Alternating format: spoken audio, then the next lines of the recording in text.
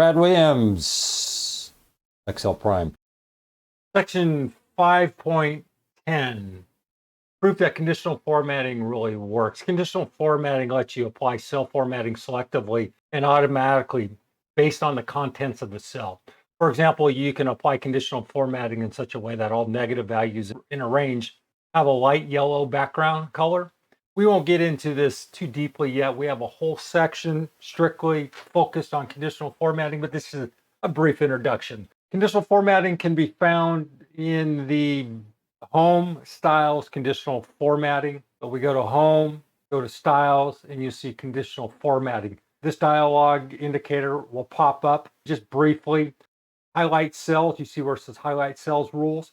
Examples include highlighting cells that are greater than a particular value or between two values, contain a specific text string, contain a date, or are duplicated.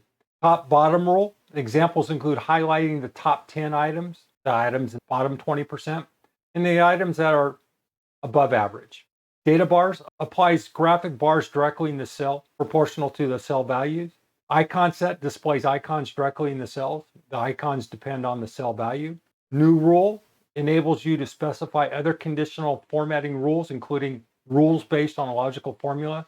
In other words, they're formula function driven. In other words, you type in whatever calculation you want. Clear rules, you're going to clear all the rules and manage rules.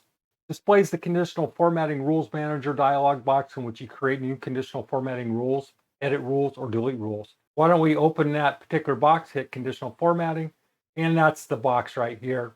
Let me close this. Let me scroll down a bit. Let's go back to conditional formatting. And here are the different rules. This is a course on its own, but that's a brief introduction. Brad Williams, Excel Prime. Thank you.